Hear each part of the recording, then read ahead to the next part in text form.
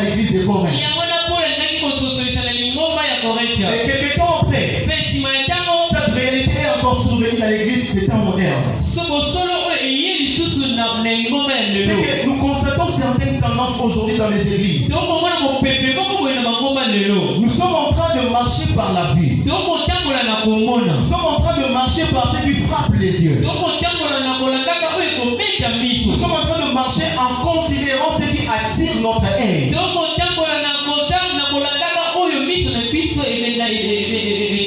Alors que la Bible déclare on ne doit pas marcher par la vue mais par la foi.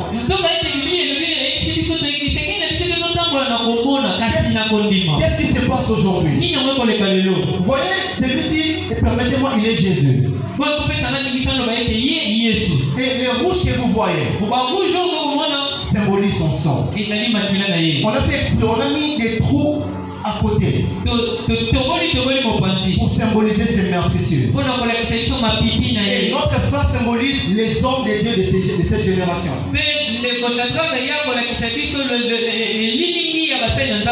Il représente les hommes de Dieu de notre génération. Il est bien habillé. Il a une belle apparence. Il se met bien debout. Il parle bien. Il fait tout. Et les hommes l'aiment. Les hommes l'acclament. Mais à côté, il y a celui qui fait la force de cet homme. Il y a celui qui fait la force de cet homme. Même s'il n'est pas bien habillé, même s'il est troué à côté, même s'il est plein de sang, mais tout ça il a subi pour que celui-là puisse trouver de la valeur. Mais voilà ce qui se passe aujourd'hui dans les églises. C'est que nous avons tendance à camoufler la présence de Jésus. Et nous nous tournons vers les hommes de Dieu. Parce que rappelez-vous, au temps du peuple d'Israël, Dieu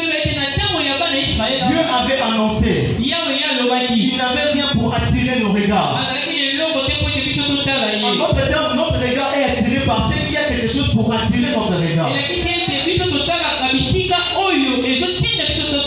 c'est comme ça qu'aujourd'hui nous sommes attirés par les hommes de Dieu. Il y a un fort raisonnement qui règne dans les églises aujourd'hui. C'est que nous pensons plus qu'un homme de Dieu a une belle apparence, plus il s'habille bien, plus il parle bien, alors nous devons faire de lui notre Dieu. Il y a plusieurs parmi les chrétiens aujourd'hui. Au lieu de regarder à Jésus mort et ressuscité, au lieu de voir le blessure qu'il porte, au lieu de voir les sangs qui sont en train de couler sur son vêtement, nous sommes en train de prioriser les hommes de Dieu. Mais où est celui qui nous a sauvés? Où est celui qui a fait couler son sang pour nous? Où est celui qui a porté notre châtiment? Où est celui qui a payé le prix pour que nous soyons sauvés? Où est celui qui a reçu les coups à notre place? Même s'il n'est pas bien habillé, même s'il n'est pas bien habillé, c'est lui qui nous donne la vie. C'est lui qui nous donne la vie. La Bible dit il est le cèpe. Il est le cèpe.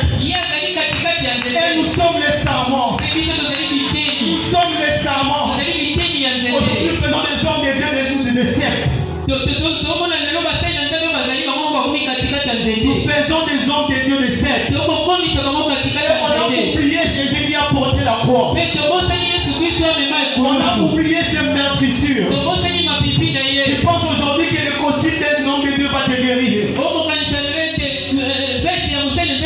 Tu penses aujourd'hui que la beauté d'un homme de Dieu va te guérir. Tu penses aujourd'hui que la puissance d'un homme de Dieu va te guérir. Mais ce n'est pas l'apparence qui guérit. Ce n'est pas l'apparence qui donne la bénédiction. Ce n'est pas l'apparence qui nous donne la vie. C'est quelqu'un que nous avons maîtrisé. avions méprisé. C'est cet homme que nous avions méprisé. Ne regarde pas au costume des hommes de Dieu pour avoir la guérison. Parce que la Bible dit ceci. Par ces meurtrissures,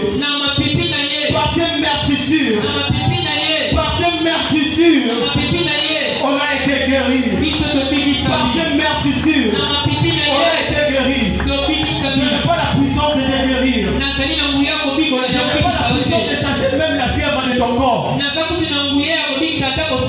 c'est lui qui a payé de son prix.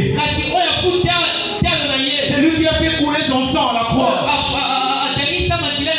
Il a le pouvoir de te guérir. Il a le pouvoir de changer ta vie. Il a le pouvoir de changer ta vie. Il a le pouvoir de changer ta vie. Il a le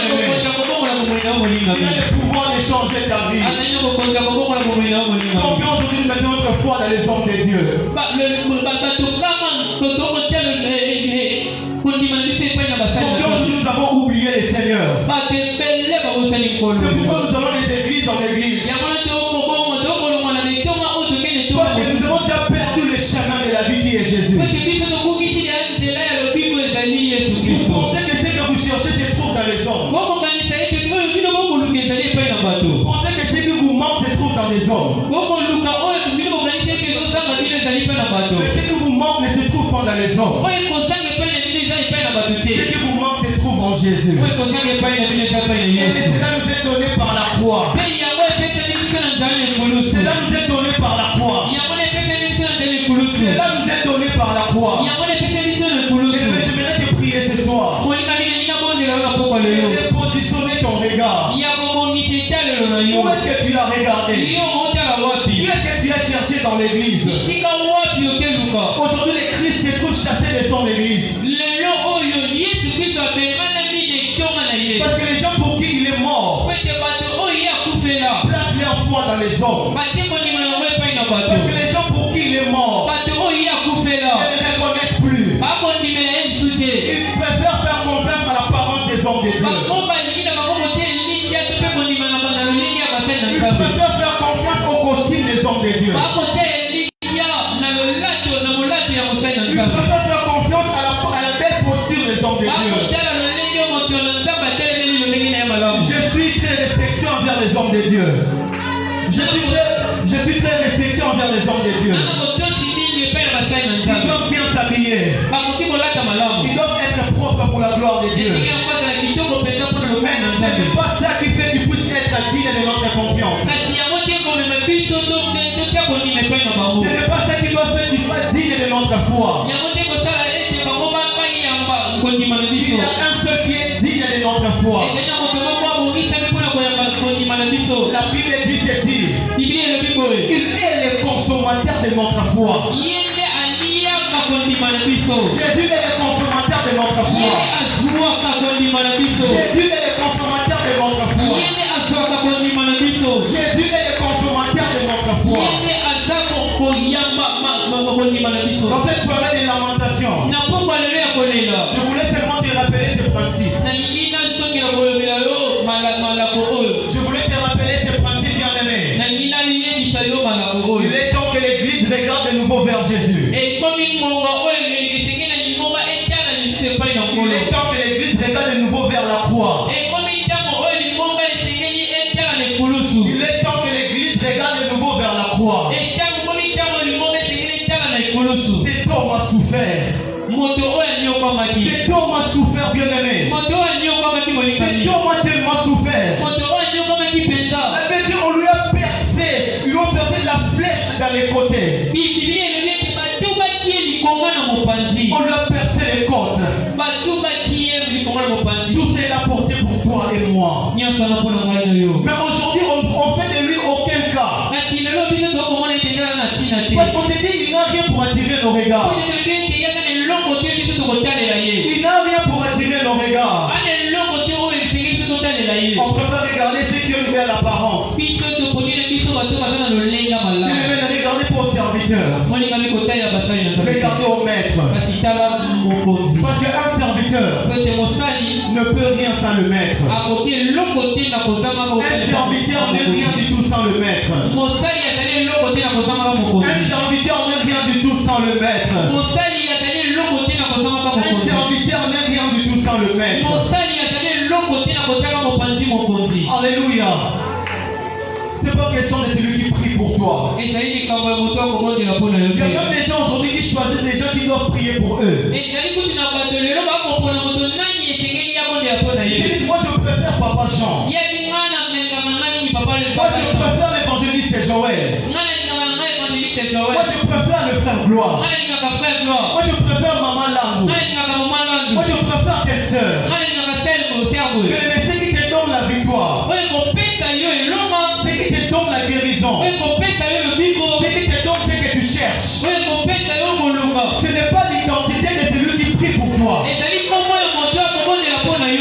c'est l'identité de celui qui est en train de prier.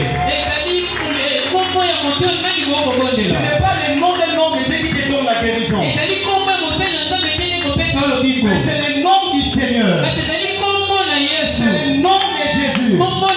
Alléluia, la Bible déclare ceci. Il a reçu le nom qui est au-dessus de tous les noms. Il a reçu le nom qui est au-dessus de tous les noms. Avec le nom de Jésus, tous genoux fléchissent. Dans le ciel, sur la terre, et sur la terre. Et que toutes les langues confessent que Jésus-Christ est Seigneur à la gloire de Dieu le Père. On n'a pas cité les noms des noms de Dieu. On n'a pas cité les noms des noms de Dieu. On n'a pas cité les noms de gloire. On n'a pas cité les noms de notre papa. On n'a pas cité les noms du pape. On n'a pas cité les noms de Kimbangu. On n'a pas cité les noms de Mahomet. La Bible reconnaît Jésus comme le seul nom qui donne la vie. La Bible reconnaît le nom de Jésus comme le seul nom qui donne la vie. Qu'est-ce que la Bible nous dit? Acte chapitre 4, le verset 12. Il n'y a sur la terre aucun autre nom à part le nom de Jésus. Par lequel tous les hommes et toutes les nations doivent recevoir le salut. Ces paroles ne viennent pas des noms. Ces paroles viennent de celui qui a créé le monde dans lequel nous sommes en train de marcher. C'est-à-dire si sa parole a appelé ce monde à l'existence, ça veut dire que ce qu'il a dit concernant Jésus a aussi le pouvoir de se manifester dans notre vie. Le problème, ce n'est pas aussi les hommes de Dieu. Le problème, c'est nous les fidèles. En qui nous plaçons notre foi. Désormais, lorsque tu viens à l'église, ne viens pas dans l'objectif de voir un homme de Dieu. Ne viens pas dans l'objectif de voir comment l'homme de Dieu a prêché. Ce n'est pas parce que je prêche bien. Ce n'est pas parce que je prêche mal. L'important, c'est d'où vient la parole que j'apporte. Si la parole que j'apporte vient de Dieu, alors elle a le pouvoir de donner la vie à quiconque la reçoit. Ce n'est pas mon éloquence qui donne la vie au peuple de Dieu. Ce n'est pas ma posture qui donne la vie au peuple de Dieu. C'est le maître de la parole. C'est le maître de la parole. C'est le maître de la parole. Bien aimé, quand tu viens à l'église, ne viens pas pour les hommes. Viens avec l'objectif de trouver Jésus. Viens avec l'objectif de rencontrer cet homme. Tu sais, quand tu rencontres cet homme, ta vie va réellement changer. Tu vas renouveler ton identité. Tu vas repositionner même tes intérêts. Les hommes pouvaient te connaître comme un impunique. Les hommes pouvaient te connaître comme un voleur. Mais lorsque tu rencontres cet homme, par son sang, il a la capacité de te laver. La pression que vous voyez sur gravé. Il peut te donner une nouvelle identité. De telle sorte que même tous les gens vont commencer à regarder vers toi. Pour demander, mais quel est ton secret? Quel est ton secret? Comment tu l'as fait? Les hommes s'étonnaient lorsqu'ils voyaient Paul. Mais comment cet homme peut changer? Il y a seulement 24 heures. Il nous persécutait. Il nous persécutait. Mais comment aujourd'hui il est en train d'annoncer la parole avec puissance? Aucun homme ne peut faire cela par Dieu. Aucun homme ne peut faire cela par Jésus. Pourquoi ce soir le Seigneur te demande? Pourquoi me persécutes-tu? Tu as persécuté le nom de Jésus par ton attitude. Tu as placé ta foi dans les hommes de Dieu. Tu as même pensé que Jésus était incapable de guérir ta maladie. Tu as pensé que Jésus était incapable de résoudre ton problème. Je vais te le dire aujourd'hui. Jésus-Christ est le même hier, aujourd'hui et éternellement. Il a fait dans le passé. Il est en train de le faire aujourd'hui. Il continuera à le faire encore demain. Parce qu'il est le Seigneur des Seigneurs. Il est le roi des rois. La Bible déclare même les cieux ne peuvent les contenir. Il est puissant, il est fort, il est redoutable. Tu n'as pas été ce que Jésus peut faire lorsque tu places ta foi en lui. Tu n'as pas été ce que Dieu peut changer dans ta vie lorsque tu places ta foi en lui.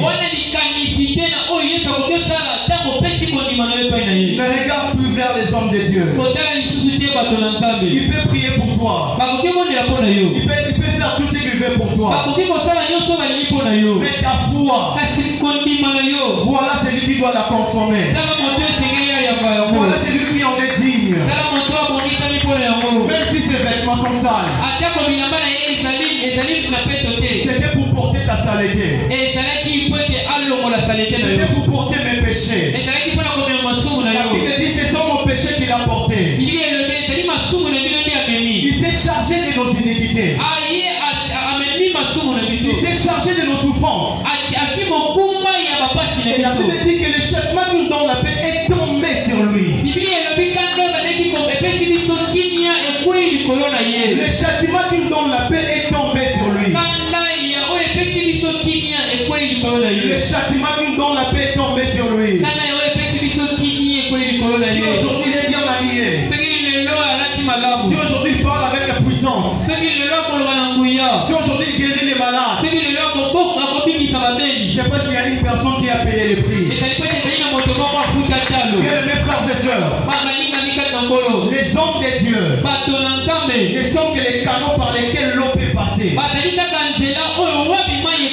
Mais Jésus est la source qui produit même de l'eau.